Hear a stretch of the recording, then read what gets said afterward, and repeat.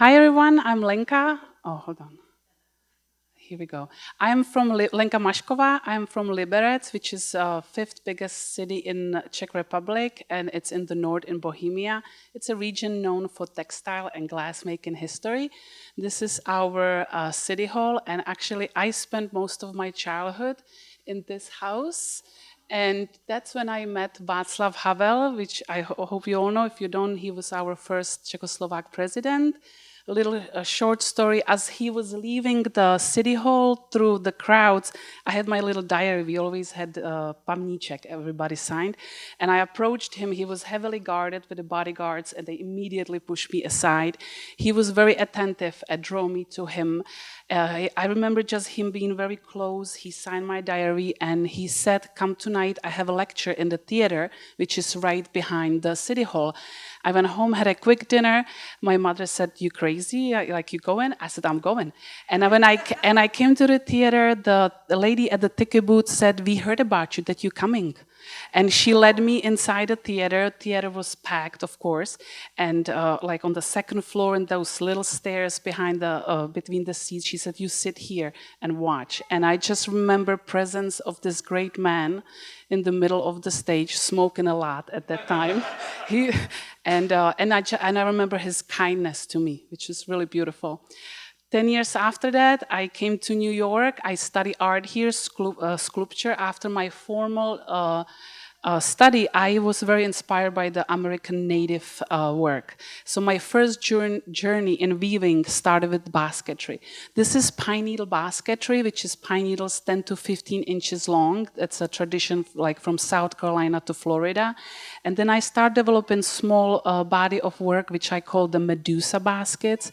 As you know, Medusa is kind of evil, scary, frightening female. I saw her as a positive, beautiful female aspect, which was kind of made into the negative figure through patriarchy society, as it is. So that was my beautiful addition to Medusa.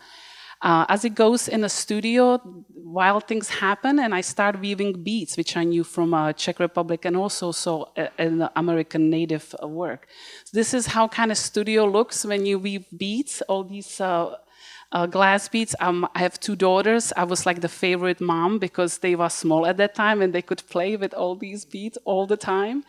I stretched them on a wire loom, and I really loved the color and the translucency and the way the texture of small next to big ones and the tube beads. Once I took them off the loom, I could create three-dimensional forms. And my favorite thing is to have these kind of grotesque-like forms coming up, and the mystery, where they come from, and the reaction of the viewer to them, the space they created it, how the figure moves through. And be honest with you, it brings a lot of smile to people. And I also love to bring my work outside the white gallery and indoors. I had the fortune show in this little gallery space, which was donated by immigrant family, and some of the heirlooms were still left over in the space. So I used the furniture kind of as a pedestals, and also these works were inspired by Japanese lantern, which in Japanese tradition, after one deceased, the family releases lantern for the spirit. So this work kind of created dialogue with the heirlooms and what was there before and with the family. And I kind of found these wood chunks, which sometimes I carve, and I attach the glass woven sculpture to it. As my journey became textile kind of discovery, I started knitting and crocheting, and I started crocheting beads, which is jewelry technique. As you can see, you crochet them in a round, but I used wire in the inside, and I really was really getting interested in negative space being inherent with the sculpture, and they became these three-dimensional dream catchers, or almost musical instrument where visually you can play them between the texture and the negative space.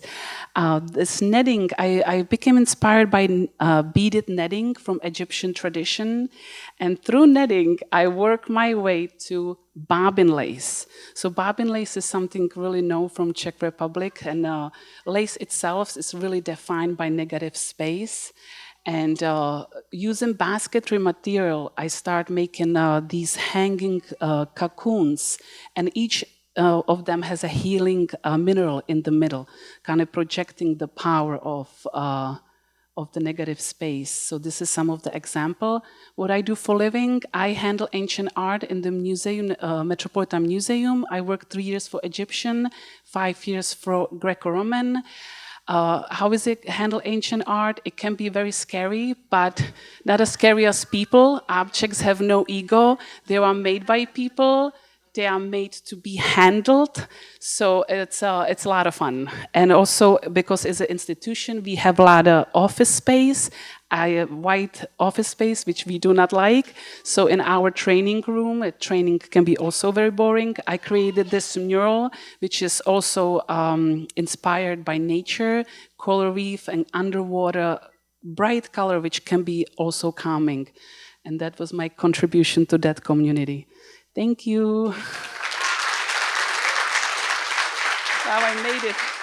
Thank you so much. Thank you.